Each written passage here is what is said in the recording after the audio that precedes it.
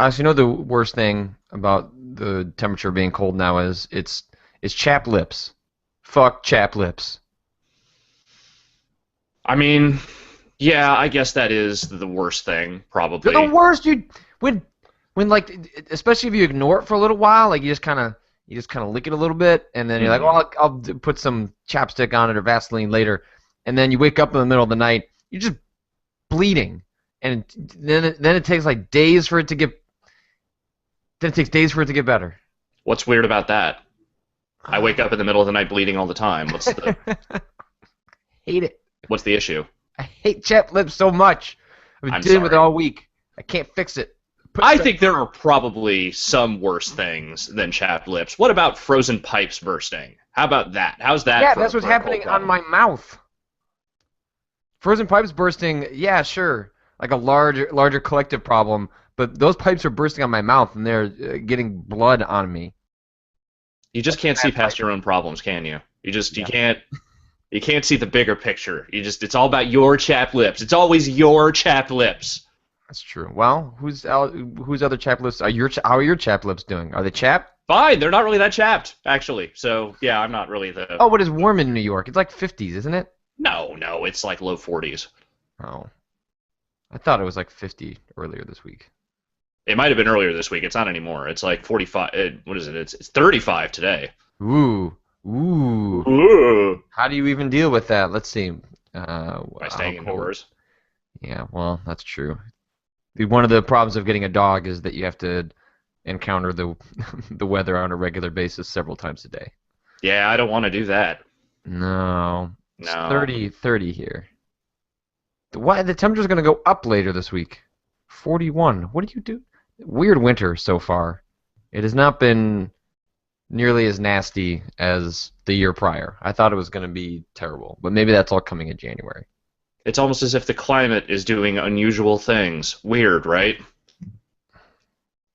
you want me to wink? No, you can just say yes. I mean, that also would work. Yeah. Patrick, how are you Uh, doing? I'm Apart doing from your pretty chapped good. lips. I got out of bed later than I wanted to. It was your fault. What did I I do? started going down a YouTube rabbit hole of Bret Hart's appearances in various acting roles, of Oh, I'm which so glad I could do that to you. I don't know. I did not know what the Immortal was. Neither did I until last night. Why did you start doing this? So the story came out this week that Notch, creator of Minecraft, had bought this completely fucking absurd house in Beverly Hills. It's like a $70 million mansion. For some reason, thinking of that reminded me of that Simpsons episode where Bret Hart buys Mr. Burns' mansion. Okay. That led me to looking for, I don't know, just referencing images of Bret. I wanted to see Bret the Hitman Hart guest appearances on stuff. So I started doing that. Then I discovered the production of Aladdin he was apparently in Canada for a while. And The then Immortal was someone, the Immortal was a Canadian television series, so I don't know. Was he Canadian? oh yes, oh he was the Oh. most Canadian. Oh, Calgary, okay. Alberta, motherfucker. All right. He's like, there's a great Little Caesars or something commercial that he's in where he talks about how you can get two pizzas for a toonie. What's a toonie? Is that their currency? It's like a $2 coin. Oh, gross. We got rid of those. Yeah, they still have them, or at least they had them back then. I don't know if they still do or not. But anyway, so I started doing that whole, and then people started sending me like other random Bret Hart guest appearances I'd never seen, and that Immortals video, which is on my Twitter feed if you want to go look at it. It's like 15 minutes of his appearance on this Lorenzo Lamas TV show from Canada, and it is exactly what that sounds like. Bret Hart acting in a Lorenzo Lamas action series. And it looks like it was filmed in someone's basement. Oh yes, yeah. The special effects are special. They're very special. Yeah, I don't. Was Do you have a sense that this was just he was just so famous at the time that he could show up to things or people wanted him and stuff, or was he actually interested in acting? I think the acting just sort of was born. Like, so he did a couple of like small TV appearances when he was a wrestler.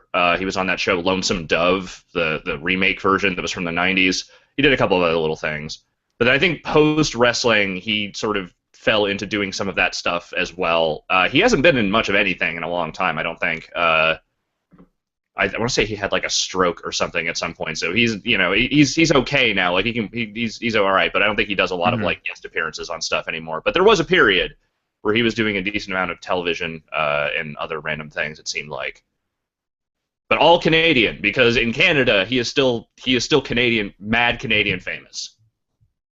Really? And how long has he been out of wrestling? Oh boy, I think after his WCW run in the late '90s, early 2000s. I want to say that was kind of the end of it for him. Trying to look up Bret Hart on IMDb. Yeah. He's not coming. Oh, I spelled it wrong. Hart. Yes. Okay. Hitman Hart Wrestling with Shadows. Yes, there was that. That was a documentary that someone put out about his family, because his family is like wrestling royalty, if there is such a thing. Okay. Yeah. He is currently James Raffa in the currently in pre-production film Memoirs from the Streets of New York. Mm-hmm. Let's see. Then there's wrestling. This is the Aladdin thing. Aladdin, the Magical Family Musical, where he played the genie. TV movie, no less. 2006. And then the show Jacob Tutu from 2003. He played Hooded Fang. And yes, he was Randall in The Immortal for 2 different episodes. He WCW, blah blah blah blah blah blah blah. Yeah, there's okay. He's in The Simpsons. The Adventures of Sinbad. Oh, that's right. He was in The Adventures of Sinbad. Yes, I remember that. Lonesome Dove, The Outlaw Years. That was the one. I don't know what that is. It's a Western. Oh, there's 2 of them. Lonesome Dove, the series, and then Lonesome Dove, the out. Okay. I want to say that was a TV movie of some kind. Anyway, Bret Hart. Wrestling, then just a lot of wrestling. I am fascinated with, well, because he was doing stuff before, like, WWE got into actual film production and shoving their stars into things as vehicles to get more people to watch wrestling. Yeah, and during that period in the '90s, like you would see wrestlers appear on other stuff. I mean, Hogan obviously did his share of movies and TV shows. Yeah, but he transcended wrestling, which is different than some of these other folks that just sort of kind of shoved their way into this stuff. Yeah, but the WWE especially has always been very, very big about trying to get their guys into as much mainstream other stuff as they possibly can. They really love it when any kind of other part of pop culture like brushes up against them. So they're always very happy to lend their guys out for that stuff when they can. That Notch House is crazy. Dude, that house, what the hell? It has a candy room. I mean, like, just like a candy things that serve candy, and then a whole room with candy in it. I mean, hey, do I think it's kind of awesome that someone who made a video game outbid Jay-Z for a house? Hell yeah. That's super cool. I think in a vacuum, that is really neat. That's amazing. But that house seems like a place of loneliness. I described it when talking about it to Rich Gallup last night. I described it as it looks like a house a character in a Michael Mann film would die in. Yeah. I mean, whatever. Like, he has billions of dollars. His money will make back that money. It just sort of got me to think less so much about Notch and, applying any sort of armchair psychology, but more just having that much money seems weird. Mm-hmm. And he seems like he is weirded out by it to a certain degree. Yeah, and you would probably do weird things with that money, because at the point where $70 million becomes a drop in the bucket, like, I don't know, he's probably going to be in LA for X, Y, and Z reasons. Why not have a place with 18 bathrooms? I it's one of those things that, it's easy to say from this side, as a person that, makes a decent living, but, still is concerned about money in a myriad of ways. But I don't think I'd ever want to be that rich. That freaks me out. That seems like So it's here's the soul thing. destroying. You can be that rich and not necessarily have to live in a house that gigantic or have, that much around you. And, whatever. He can live the way he wants to live. Good for him. He got his money. He should do whatever the fuck he wants with it. But that said, there are lots of rich people that live in relatively modest means and just sort of, keep their money in the back somewhere. This, for all we know, this could be the one big dumb purchase he makes, and then he just fucking donates or sits on the rest of it for the rest of his life. Who knows? We're all speculating about a guy's money. It's he can do whatever the hell he wants with it. He can fill those fucking candy jars up with drugs for all I care. I don't know. I don't care what he does with his money. It only got me to reflect how just that much money would freak me out. That's mostly because it, and you've seen this in sort of broader strokes in the post-Minecraft era for Mr. Marcus Person, is that he doesn't seem to know what to do after Minecraft. Like, that's kind of been this existential crisis that he has talked very openly about since Minecraft has become such a popular thing, and then obviously post-sale to Microsoft, in which he now has, billions of dollars. Like, what do you do after that? What do you do after you've changed the world? Like, Minecraft, he is of a small selection of people, especially within video games, that can say, I changed the world with the thing I had a hand in creating. What do you do after that? And that's a terrifying question. He created a legitimate, pop culture phenomenon. It is a thing that I see kids referencing or playing or talking about constantly.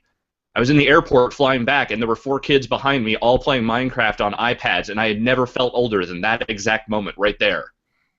I don't understand that thing. I still don't understand that thing. I know what it is. I've never understood the appeal of it. Well, you liked Legos, didn't you? I did, but I don't know. There's something about that game in particular that just never really did it for me, but, it seems to work for that audience. Like, they love it, and I get it. And they're Legos. Just think about them. They're Legos. They're modern Legos. Legos. I know. I get that. I get it's Legos with a moderate amount of like minor resource management. I get that. Do you want to play with Legos now? I don't, but I loved Legos when I was, 7. So I get it. Yeah, I know. I'm not saying that it's an unknowable concept for me. Like, I get what it is. I'm just saying that, like, the appeal of it, I have tried to mess with it. It just doesn't work for me. I understand it is tuned to a younger audience primarily, and that's fine. That's great. I'm just saying, suddenly I felt like completely out of touch with the thing all the kids were into, and now I just want to cry.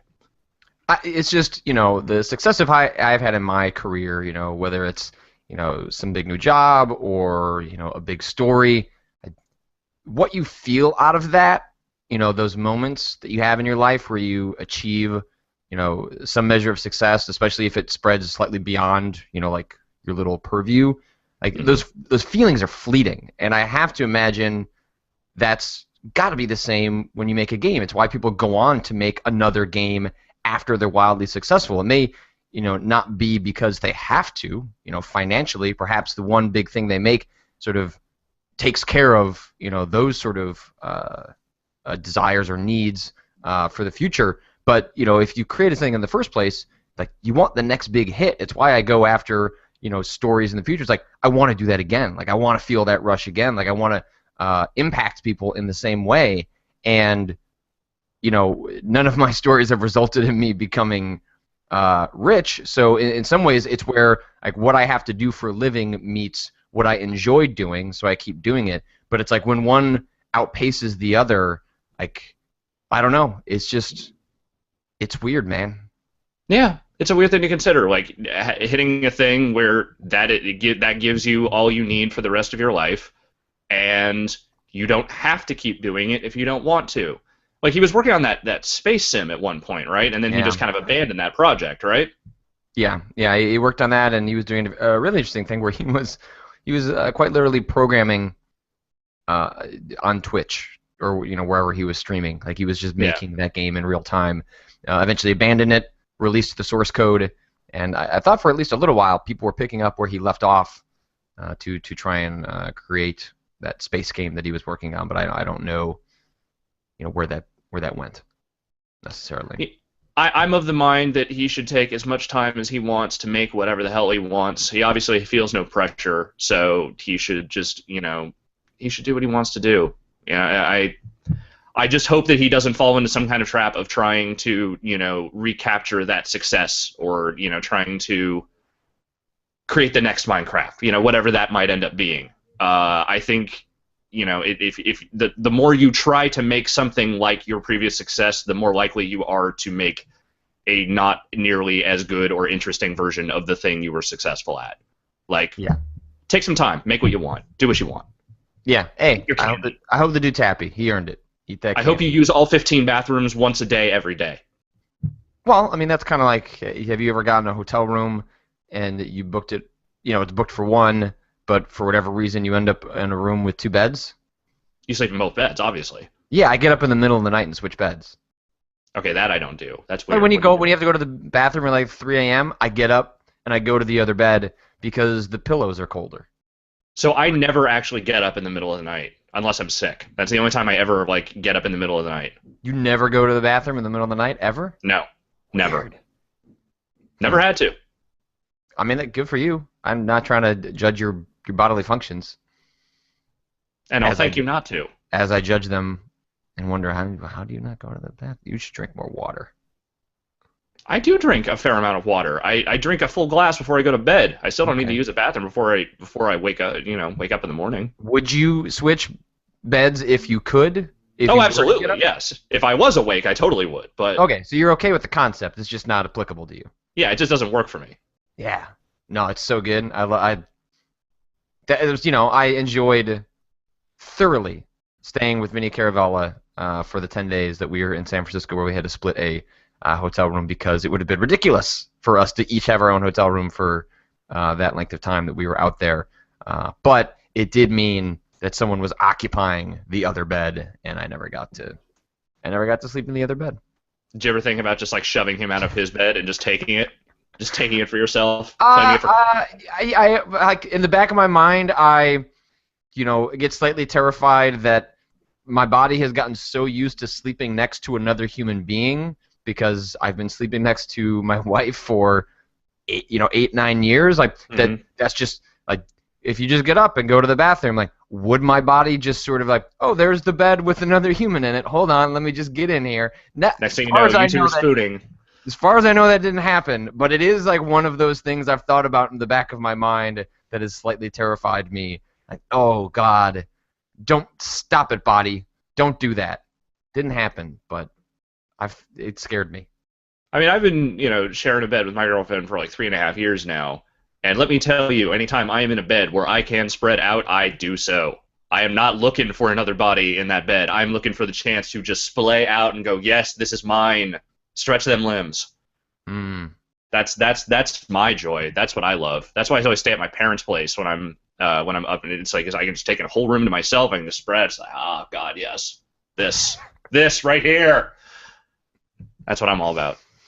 That's what you're all about. Are you also all about that Captain Toad? Because you told me that you've been playing Captain Toad. Yo, I'm kind of about that Captain Toad. I'm really into Captain Toad. I mean, I've basically finished Captain Toad with the exception of one stage that I'm not sure I'll ever finish. But Captain Toad went from a game that I knew I was going to like to a game I now deeply love. I don't know if I'm in deep love with it. Granted, I have not gone. So I played the entire first episode, the first 18 stages or whatever that is, in one sitting the other night. Not expecting to do that. I knew it was short. I didn't realize that section was that short. Then obviously more levels unlock once you beat all of those 18 levels. But so I haven't really. I just sort of did a couple of levels in those, and also the bonus stage you get if you have a Mario Brothers Wii U save on your thing. That is a neat game. I will say those early stages were pretty easy. Does it get more complicated as it goes along? Because I remember the ones in the Mario game being pretty hard after a certain point. They get far more complicated in episode 2 and 3. I mean, they never get to the point where you're dying a lot necessarily, because that's really not, as is the case with most Nintendo games these days. The lives are mostly there just as a vestigial of it's an old outdated concept. They're just kind of there because they've always been there, as opposed to Right. being some sort of metric to gauge your progress or skill. Well, I mean, this also depends, on the question of if you're trying to collect everything and do the bonus objectives. Right. Because if you're not trying to do those, you're going to sail through the game like pretty quickly. Like, it's kind of cute and interesting, but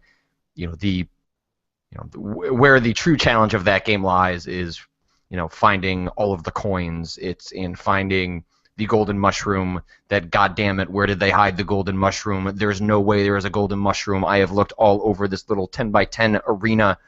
It can't be anywhere. And then, oh, okay, there it is.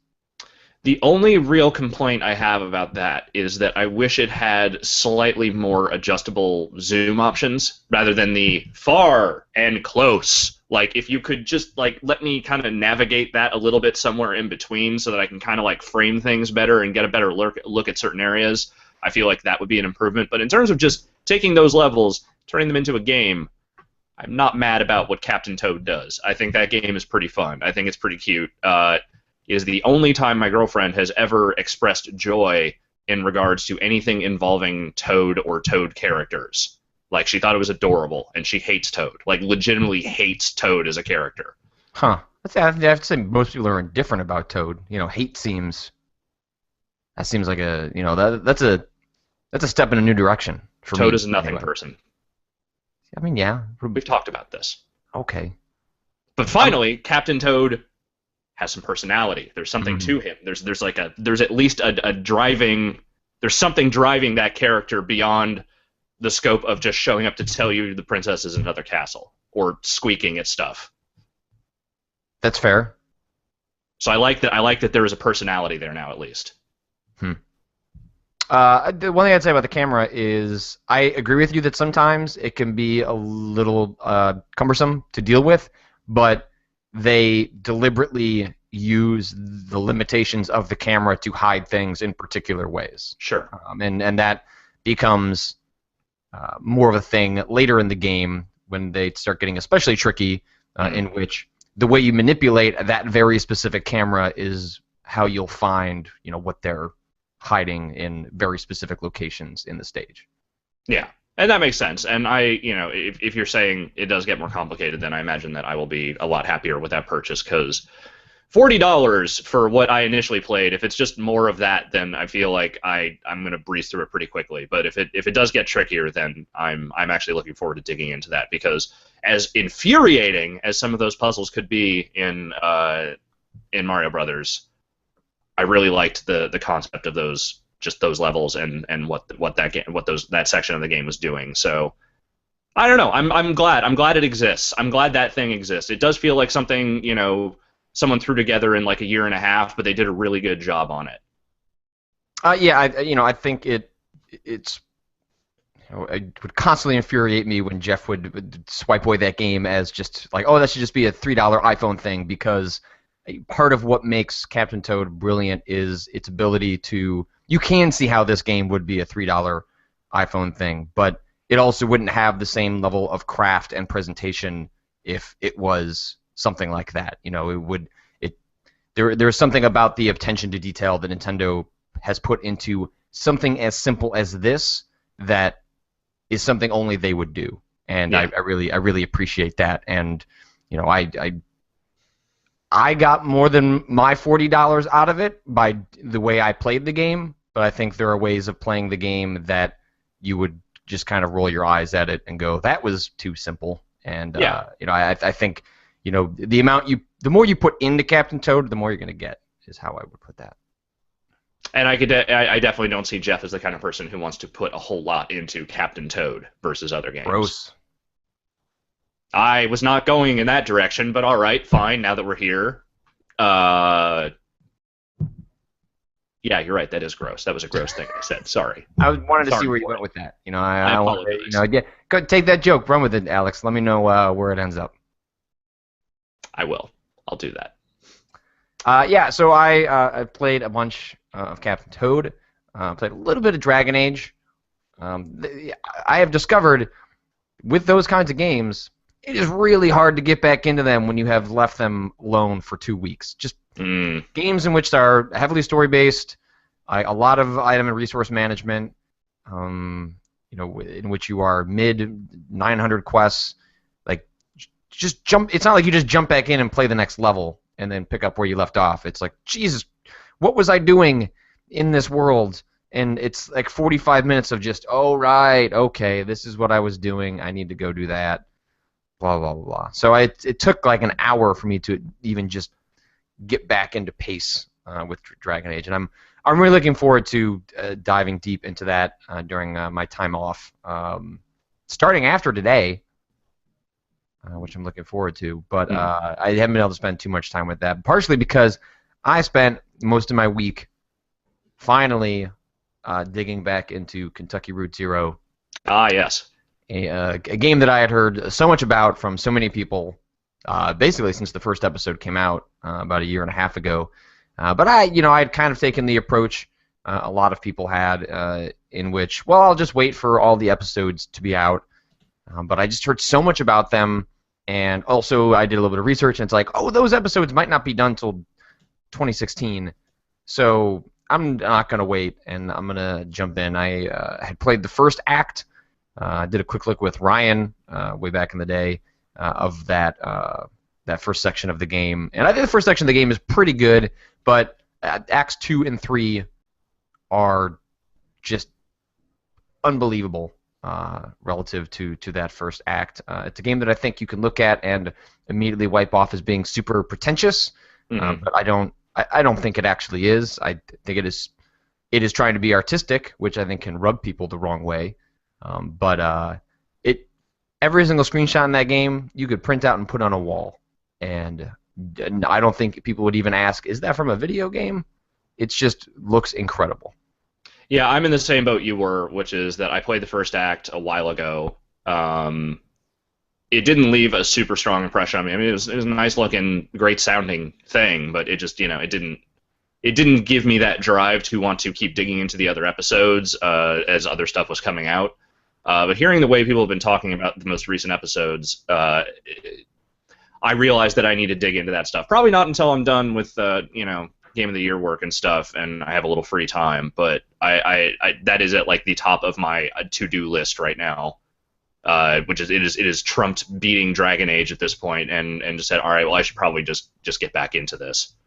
And it doesn't take a lot of time. I mean, the episodes are 60 to 90 minutes long, largely based on how much time you spend poking around, and the game has a pretty short linear path, and then there are kind of things off the zero, as the case may be, because that's sort of what you're exploring in Kentucky Route Zero, is literally this sort of ambiguous, weird, Twin Peaks is the wrong word, but sort of otherworldly like interstate called the Zero, in which things are all just a little bit off, but they're also you're not quite sure what's going on.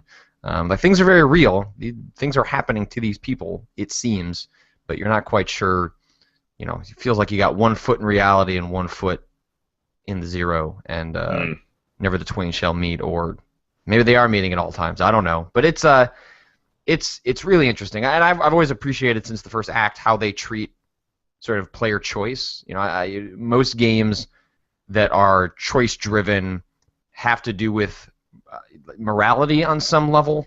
Whether you're a good person or a bad person, or a Han Solo, just sort of mixture of the two, or you're making choices about who lives or who dies. Like, everything is usually on a scale that is pretty heavy. And Kentucky Route Zero has a plot thread that you have no impact on, but you make all sorts of choices in regards to the oftentimes inner monologue of the characters. Like, basically, you choose the shades of gray and fill in the backstory for these characters through your dialogue choices, and they don't appear to impact where things are going, but they sort of fill in that character in your mind in a way that other games never allow you to do. Like, games usually set up, here's where the character's been, here's what their motivations are, and then you kind of take it from there. Whereas in Kentucky Route Zero, you're mostly given this blank slate, and things are going to happen because that's the way that they're going to happen. But sort of your temperament, when there are instances where you can tell a story about your history, like, you get 3 choices. And I find all of that really interesting, especially rooted in this idea that they don't have any consequence. So really, the only reason you're picking them is because you're fleshing out this character. It's not because, hey, dude, you're working towards this big end-of-game moment where your choices are going to matter. Like, your choices do matter in this game because they define the character and how you approach sort of role-playing them to some extent. But they don't, quote-unquote, matter in the way that video games often have that stuff weigh on the character and the plot. Right. It's not you make this choice because you want to see this ending versus this other ending, etc. Yeah, exactly. And it's all, I love it. It's intentionally vague. It's weird. I'm not too concerned about knowing what's going on. I started reading theories and then backed away with it from it because I don't think it actually matters what's like capital A going on. Like, it's right. It's just a weird place, and I like kind of poking and prodding at it. And it's the set pieces, as much as you can call what happens in that game set pieces, are just absolutely gorgeous and beautiful. And I would call myself entranced by it in some of the sections. And like, if that's not enough for you, there's a section where you go through an elevator in an office building, and one of those floors is just full of bears, and they just look at you. And when you walk through the room, they just follow you. They don't respond. They don't say anything. It's just a room full of bears. I don't see what's weird about that. That's the kind of game Kentucky Route Zero is. A room full of bears who make eye contact with you, but that may be the least weird thing you see. It's a good description. I like that. Yeah, great video game. Fantastic piece of interactive art in many ways as well. Highly recommended. I still hear from people that say, "Oh, I'm waiting for the full product," and I would tell you, stop. Just go play it. The plot really means less than you're imparting on what is normally given to episodic adventure sort of stuff. And I would just say, go experience it, because there's nothing else quite like it. And also, there are 3 side stories. Make sure if you go to the official website, they'll eventually integrate it into the main game when they finished all of the acts. But there are 3 sort of side stories, experimental side projects that really flesh out the world in a way that I would recommend playing. So for sure, you can do it all in about 4 hours. Just an evening with a glass of scotch and Kentucky Route Zero, and if it's raining, that's even better. Yeah, fantastic. I will do so as soon as I finish getting through all these Game of the Year lists that are now coming in. Right, yeah, you're in the middle of you've got a bunch of them, but yeah, we're hitting our self-imposed deadline for folks. And we made an effort this year to try and basically do things a week earlier than usual, so that we're not frantically editing stuff on Christmas Eve and annoying the loved ones around us. And we'll still be doing that, but it seems like we'll be doing less of it than in years past. I think we'll be doing it in a far less harried way than usual. It won't be nearly as much stuff dumped right at the last minute than usual. But yeah, so we got a pretty amazing list of people submitting lists this year. I'm very excited about it. You'll start seeing that stuff pretty soon here. But yeah, that's the thing I got to get through. Like, I've been trying to catch up on games here and there. I messed around with Elegy for a Dead World, which is kind of a neat thing. Not really a particularly interesting game. It's more of an interesting writing exercise than anything else. I started messing around with that, the Marvelous Mistake, which is a stealth game that I think the San Francisco guys just did a quick look of this week. That's a cool game. I thought it was a neat little thing. Just kind of trying some different stuff that I didn't hit my radar throughout the year, but like nothing that's taking very long. Like, I played through the first episode of Game of Thrones finally. Did you like it? I did. I think that they have definitely nailed the sort of dour, sometimes black humorous, but mostly dour tone of that show pretty well. Um, Man, is that painting effect they use ugly though. Like Right? that.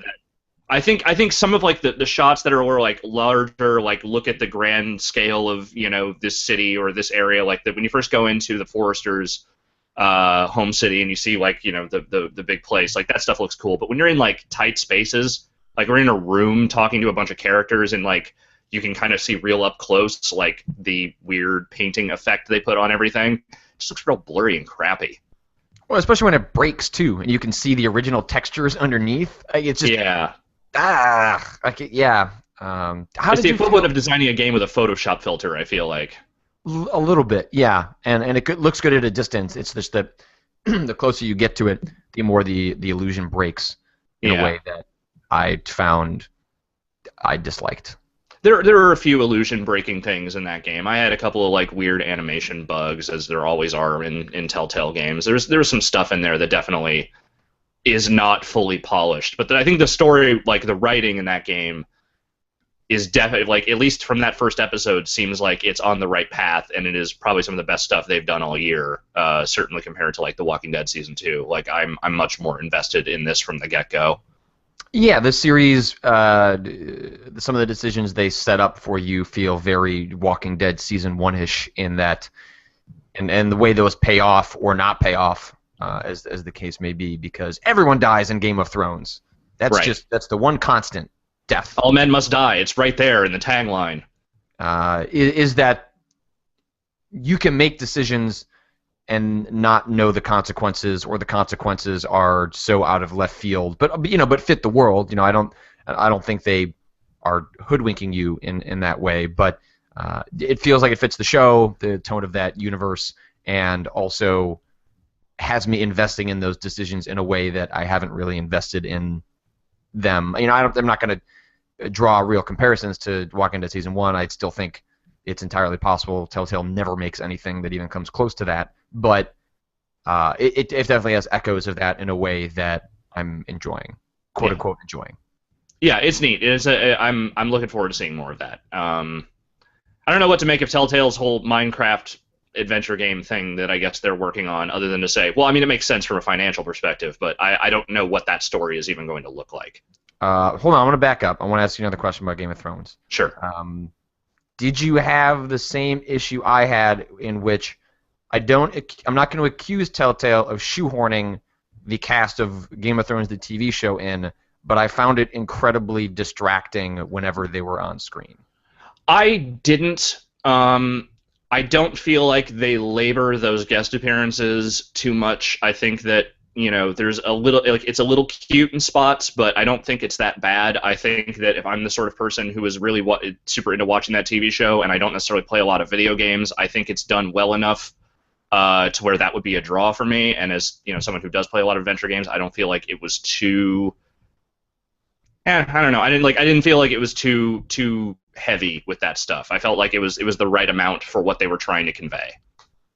I suppose so. Again, I think they fit it into the plot in a way that is natural. I see those people on a TV show, and then I see these people in a video game, and I'm like, you don't look like the person on the TV show. It's not stylized enough to get away from that. This is just kind of weird. Some of them do. I mean, I think they nailed Peter Dinklage, and I think they nailed Ramsay Snow pretty well. Maybe a little less with, like, that. Marjorie looks a little odd compared to the other characters. Like, she looks a little too realistic, I think, compared to some of the other people who are a little more cartoony. But that, I think it's fine. I think if they keep that balance, I won't have a problem with it. I just found that it took me out of the world a little bit, because I'm like, oh right, you're from the show, and then I've got the image of the person from the show in my mind. Whereas when I was exclusively focused on the Foresters, I was in it in a way that I wasn't when I'm comparing my visual memory of the television show. I guess that's how I felt about it, and why it kind of rubbed me the wrong way. Fair enough. Yeah, I didn't find it that bothersome. Okay, Minecraft, Telltale. They're Yeah, making a Minecraft series. not to keep talking about Minecraft too much on this show, but I'm again, from a financial perspective, if someone came to me and said, "Hey, do you want to write a Minecraft game that has a story?" I would say, first off, why are you asking me? I'm 100% the wrong person for this. But two, I would understand why that would make financial sense to do so. That said, I am trying to imagine what that even looks like. Well, so, the thing that came to mind was sort of like, the Lego movie, which, it came out this year. And how do you make a movie about Legos? It's like, well, and they did that. So I suppose if they did that, they can do, you know, a video game about Minecraft. It's, I guess you try and find in broad strokes you try and capture the magic or the essence of Minecraft in another form, which is, what the act of creation, and the act of sharing that creation with other people. If you had to sort of distill what seems incredible, and still incredible about Minecraft and what keeps people coming back and what has allowed it to have the mind share that it does, it's finding a way to tell a story that is about creating things. How exactly that works and has player choices that are dialogue driven. I don't know. Like, or will it be the case that Telltale decides to incorporate, much more dynamic gameplay element? Like, I don't know. But I have to at least say I'm intrigued in a way that if they had just announced, another licensed, it's a license, but it's different than, announcing another Game of Thrones type thing. Right, it's not another like movie or TV property. Right. It's a game property. It's more in probably in the veins of like the Tales from Borderlands thing that they're doing. Only that this has even less original story to go off of. I don't know. I mean, I think they can do something cool with it. And I'm definitely open to seeing what they try. I mean, I had no interest in Tales from Borderlands, and what little I have seen of that game seems like at least they made something interesting out of it. So yeah, I don't know. I think benefit of the doubt is deserved. I'm just, again, as someone who does not get Minecraft really much at all, I remember looking at that going, huh, all right, we'll see what that is. Yeah, I think Telltale's Minecraft game can be literally anything. So in that respect, maybe it's exciting because it they just have to to tell a good story. That's really all they have to do. Like, there is no mythology to pay homage or be beholden to. Hmm. They just have to tell a good story, and I guess it'll have a blocky aesthetic. That's that's kind of all. That's kind of all there is. And whatever, they're trying to make a Minecraft movie too. Um, Stephen Levy was supposed to direct that or pitched on it. You can actually read his pitch uh, in some interview if you want to look it up. But I'm I'm curious to see where it goes, because obviously if Telltale's actually building this and saying it's coming out in 2015, they're already building it. Like, that game, Yeah. is coming out sometime next year, probably late next year. That seems like something that is coming out around this time, 2015. But that leaves what? So the Telltale, or the Minecraft game, the finishing off or continuing Game of Thrones and Tales from the Borderlands, which probably gets them through what, the summer, something like that. Yeah, I would think so. And then they'll probably have to kick off another. I guess maybe there could be a long gap in between, but one assumes The Walking Dead season 3 starts next year at some point. And I guess that's. Do you think they'll make another Wolf Among Us?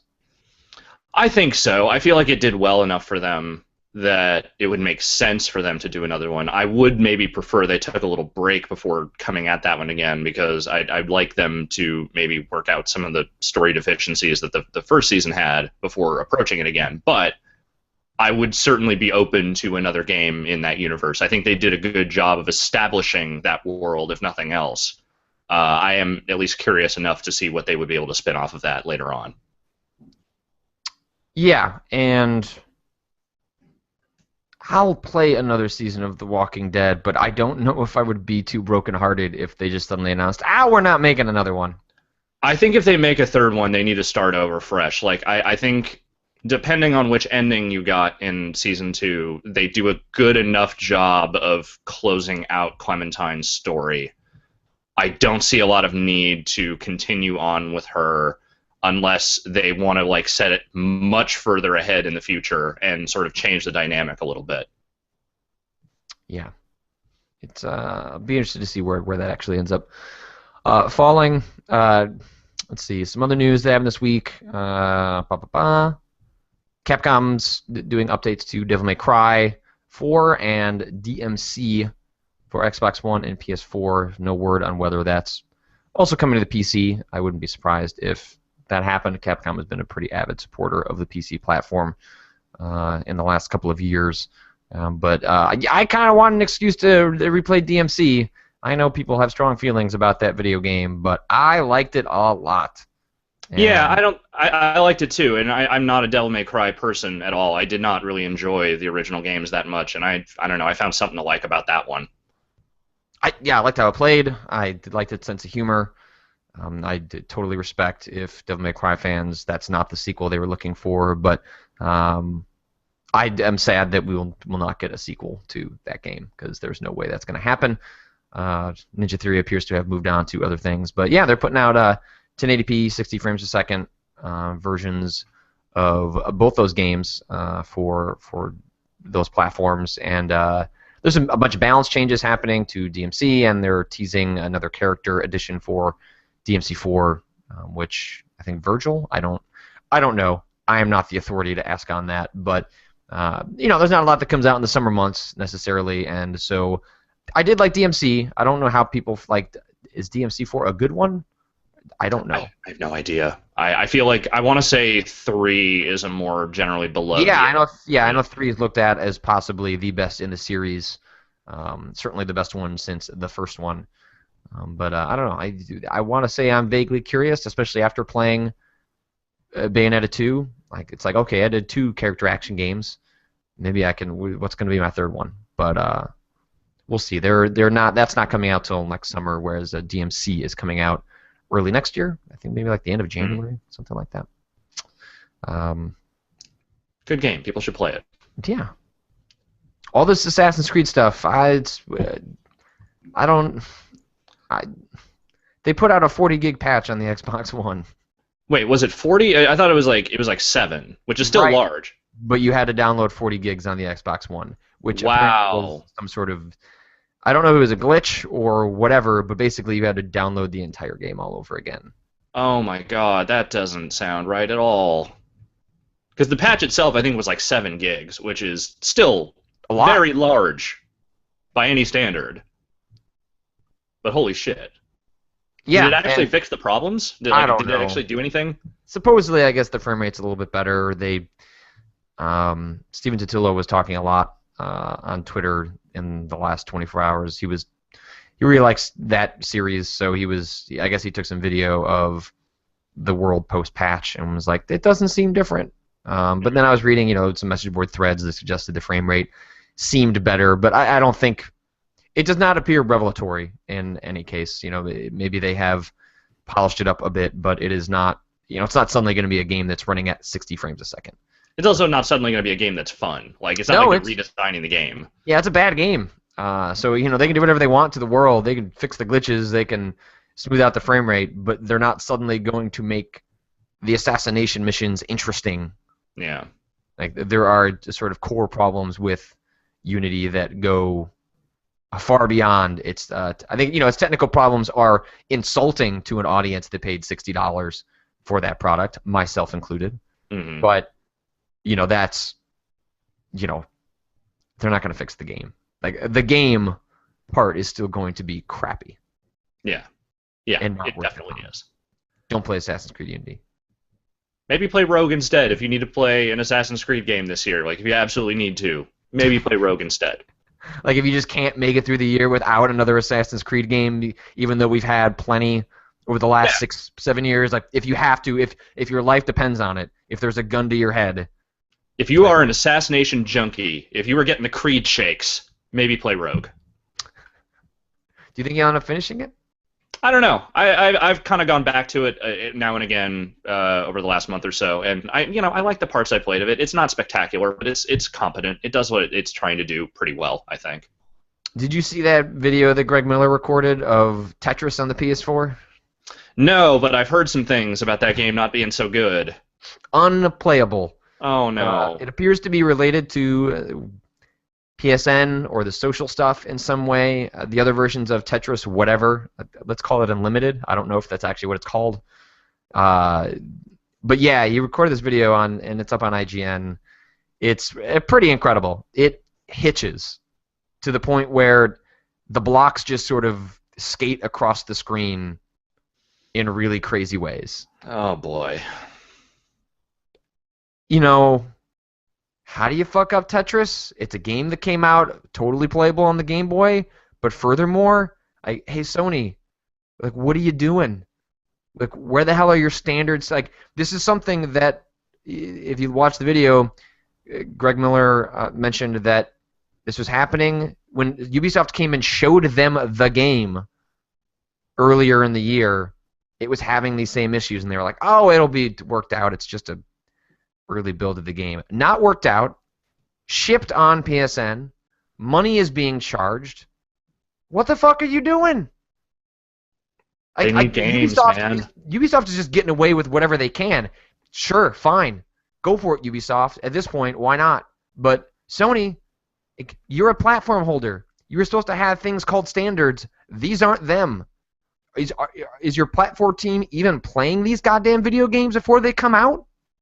I mean, someone is. Someone has to be. Obviously. Because I don't know. The menus hitch in that game. I can't explain it. All I can say is that, and you know, we've talked about this before. Sony needs fucking games on their platform. They need stuff, you know. And if they're in a situation where they have the choice between putting a game on that system and kicking it back, going no, fix it, the answer should be kick it back and say no, fix it. But how many times have we been seeing that? Microsoft too. Microsoft's done the same thing. There've been crashy, broken ass games on that platform too. It's Tetris. I know it's insane. I'm not saying it's not insane. Big open world game or matchmaking and the wonderful things of the last 15 years. It's Tetris. I know. There's no excuse for it. I'm not making an excuse for it. It's reprehensible. I don't know why this happened. I don't understand why any of this is happening. It's pathetic. God. But here we are. It's the same refrain over and over again. This game shipped. It's fucked. Like, how many times have we said that this year?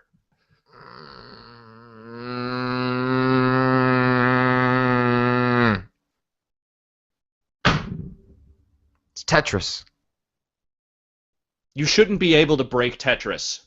It just shouldn't be possible, but people find ways. There was that fucking Tetris game that I want to say THQ put out several years ago that broke Tetris. Here we are again. To break Tetris and give me a new Tetrisphere. Come on. Break Tetris in the right ways. Yeah, at least interesting. Not broken. Tetrisphere was a great game. I don't know if I ever actually played Tetrisphere. Oh, it was so good. It was just weird. It was a sphere with Tetris pieces. I think I remember watching other people play Tetrisphere, and I don't think I ever actually played it. You know what's the other N64 puzzle game I really liked? Wetris. Did you play that game? I remember Wetris. I can't remember if I played it or not. That's the name of it, isn't it? Wetris N64. The game with water? I mean, I would hope so. Wetrix. Wetrix. Wetrix. Put out by Ocean Software. Yeah, I remember that game. I don't remember playing it, but I remember its existence. I think it was one of those boxes that like they always had at the local Blockbuster when I was renting games, and I would always look at it and go, "Yeah, that looks neat." And then I would just, I would go rent Space Station Silicon Valley instead. There's a PC version. What? Came out in 1999, which means it probably doesn't run very well, and it's probably not on Steam. But I don't know. Maybe Wetrix is terrible, but I really liked Wetrix at the time. It was one of the ones that when I was at the local Family Video, and there was nothing out I wanted to play, I'll just rent Wetrix again. Okay. I'm gonna track this down. I'm gonna see if Wetrix is actually available on the PC still, and if I can buy it anywhere. I mean, you could probably buy like a box copy. No, I mean if there's some digital release of that somewhere. Probably Wetrix not. for the N64 on Amazon, currently available for $76.99. One left in stock. Order soon. I don't want to do that. I'm not going to do that. For the PC, $22.08. That sounds more reasonable. Someone is offering it for $5.25. Used, very good, CD in excellent condition, in original jewel case with either front insert or jewel booklet. Look, It ships from New Jersey. You could just go get it. Local pickup. Christ, you're right. I totally could. Maybe I should just go do that. Maybe we should just end the show and I should just go pick up Wetrix. Fuck editing these lists. I'm just going to go get Wetrix from New Jersey. I don't even know if it would run on your computer. It probably wouldn't. Well, whatever. I got Blair Witch running. So you can probably get Wetrix running. Let's see what these Amazon reviews have to say. I want to see who took the time to review Wetrix for the PC. Bill. Terrible interface. July 21st, 2009. The reason this game is hard is because they completely botched the interface. Once the game gets going, it's impossible to tell where things are going to land with any precision, and I found pieces constantly dropping where I didn't want them. Part of the reason also is because the pieces take a minute to float over where you want to drop them, which is completely ridiculous.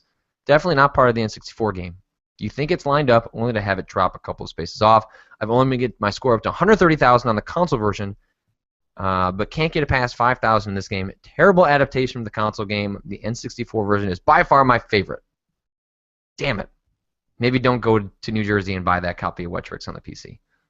Yeah, you're right. Bill sounds like he's got a good head on his shoulders. 2 like stars. Good grasp of this stuff. 2 stars, but he did give it 5 stars of fun, which 5 stars of fun. So the fun factor is through the roof. Well, I think he's talking about like Wetrix in the grand scheme of things. Like the N64 version, 5 stars. Conceptually. But, yeah, he's not giving spiritually. This port very high marks. But there is a second review from 9 years prior, September 13th, 2000. 0 of 2 people found this review helpful, which means not only did someone review this game back in 2000 on Amazon, but then 2 people also found this product page and said, nah, didn't care for your review, Bennett Russell. So judgy. Even Bennett back Russell, 3 stars. The title of his review is Hard, and he put a period after it. Interesting. This title is very addicting, but they don't allow you to get very far without skill. Interesting observation, Bennett. Yeah. I always thought these types of games were supposed to let you have some fun, then they squeezed the blood out of you. Oh well, still fun.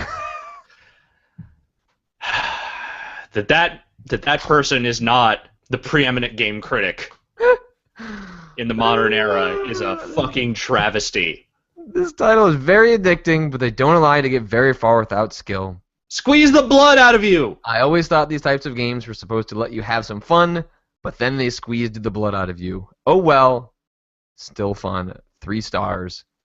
Hard. I mean, is he criticizing the game for being a game? That's one way of looking at it. Sure. Yes, that sounds possibly accurate. I'm gonna go ahead and say, was this review helpful to you? Yes. Thank you for your feedback, Bennett. I'm gonna go down the Bennett Russell rabbit hole. I've not clicked on his profile. He has reviewed a lot of things. He reviewed The Matrix back in September 18th. He did a lot of reviews in September of 2000, let's say. I'm not going to review his old... Wait, what? Okay, hold on. He reviewed The Matrix. All right, tell me about The Matrix. The Matrix, September 18th, 2000. Title of the review, should have kept it. And his review goes, I got this for a friend. He had just gotten a DVD player. He only had 1 DVD at the time, so what the heck? It was only Ferris Bueller, not meant for DVD. I don't know what that means. So I decided I would just watch it while he was away for Christmas. Watch it at his house. I went over and watched it and was wowed. Needless to say. Well, anyways, he got back and he only ended up watching it once. What a bummer. I could have kept it and just watched it at my friend's house. Instead, it is on his shelf, collecting dust, instead of melting inside his DVD player. Oh well. Give this once-in-a-decade things away only to trust... I think this DVD is really wild. Get it if you're into science fiction, into The Matrix, into weird stuff, into drugs, sort of a joke, but you never know, people. Or just plain owns a DVD player.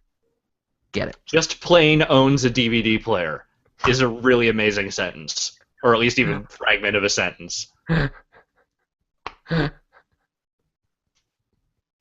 Oh, man. Oh, this man is a wordsmith, is what he is. Episode 1, The Phantom Menace. Cool movie, poor picture. I really liked this movie. So when it came out on video, I got it that day. I go to the store and buy it. I take it home, pop it in the VCR, and then proceed to watch. I find that my cassette has lines in the picture, fuzz, and squiggly lines through the color.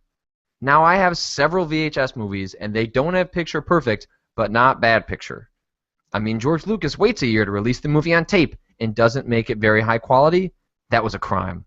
I still love the movie and think that it deserved best special effects. I also think I'm going to buy the DVD version when all 6 of them are out. Yep, you heard it right. George Lucas wants to release them on American DVD once they are all out of theaters. So if you want Phantom Menace, you run the risk of getting a poor cassette version, but it is a great movie nonetheless, and it is Star Wars, which makes it even better. Very cool. Oh my God. So if you're looking for a good time, let me tell you, Bennett Russell on the Amazon.com, highly recommended. This is great. Modern day Ebert. Yeah.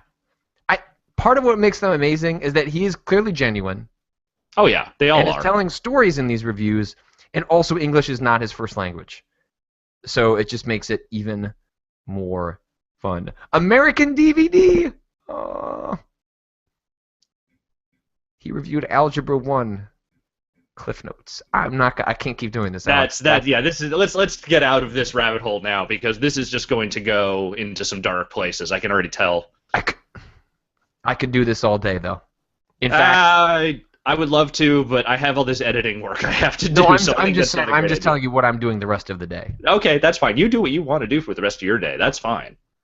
I won't judge you for it. Well, maybe a little bit.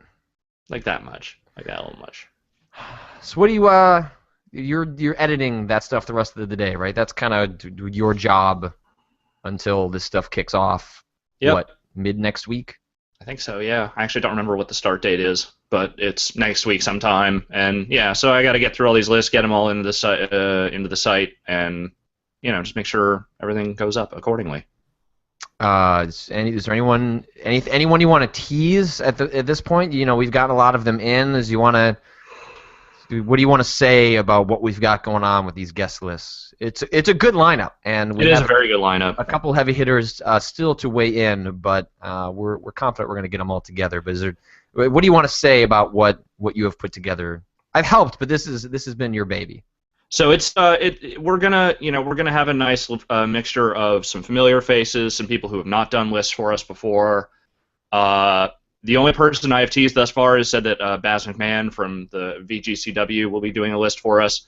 I'm going to stay along that line of professional wrestling, and all I'm going to say is that we have not one, but 2 professional wrestlers providing lists for us this year.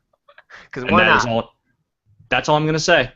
Okay. I'll leave it to you to decide who that might be. All right. Hulk Hogan. Could be. I don't know. I mean, I know, but I'm not going to tell you. Aw. I'd want to know that. Do you think he plays video games? I don't get the impression Hulk Hogan does a lot of things other than go to the gym and just occasionally show up places to say, brother, for money. Oh, wait, he was on that IGN show recently, up at noon. So yeah, he's been doing a lot of media tour stuff for WWE, various related products. Like, he's sort of become their ambassador that they send out for a lot of stuff. Yeah, he seems like a good sport. Like, a weird guy, but game for anything. Yeah, much more so. Like, he seems like he's at least kind of still into doing the Hulk Hogan persona versus, like, Sting, who was at that WWE event back at SummerSlam, who just seemed like very much did not want to be there. Mm. What are you getting up to over this holiday? What are you doing when? Staycation, man. Just hanging out. Yeah. Yeah. Like, I did the family thing. Just hanging out. I'm gonna play some games, but for the most part, I'm just gonna hang out. I'm just gonna kind of lay face down on the floor and just try and recollect some strength for the coming year. The usual. Yeah. Just realize that your existence is flawed and meaningless. You will never own a house full of candy. What's it all for? I mean, I have a house full of candy, just I don't have like giant dispensary jars. There's candy in this house. I'll eat it. I don't need a house to give me candy. I can buy my own goddamn candy. All right, I wasn't. That's fine. You're a grown man. You can do what you want, Alex Navarro. That's right. I'm a Uh, grown ass man. you mentioned you were going to be on some show. Yes. 404. Yes, the 404 show on CNET with Jeff Bakalar. Vinny and I recorded that last week. That show is up right now if you want to go check that out. What We is talk that? a little. Is it just a talk show? Yeah, it's a podcast, Okay. and it's us. It's Russ Frushtick, formerly of Polygon, and Hmm. we're just kind of going down the list of games that came out in 2014. The disappointments, the ones that excited us, etc. And it's just a little recap. You were still sick on that too, weren't you? Yes, I was. So if you want some sick Alex Navarro, you can go You want listen like to. 2 hours of my weird, froggy, sort of not really normal voice. There you go. Yeah, you sound like an angel now, Obviously, or at least as close as you're ever going to get. yeah, because it's not happening. Hmm. Well, I guess that is going to do it for Bombin AM. Alex, we've been doing this for a year and a half. God damn, That's a long time. it was a long time. It's been a pleasure. We're not going to do any more shows through 2014 because I think like Brad goes on vacation starting today. I go on vacation starting today. Like we're all going to be kind of poking around, and there's stuff we'll have to do to get the site ready for Game of the Year in the days ahead. But things kind of start shutting down as of today. There might be a stream next week. Jeff had talked about maybe doing something, but I think that's contingent on who's still in town, when they're still in town, and who else is still available maybe in the GameSpot office. So there'll be some stuff going on. I'm going to try and record a premium Q&A today that'll go up over the break at some point. But yeah, Alex, it has been a pleasure throughout 2014, and I am sure this is not the last time that you and I will do something together. I don't think so either. See you on the other side, brother. All right. Ow. Ow.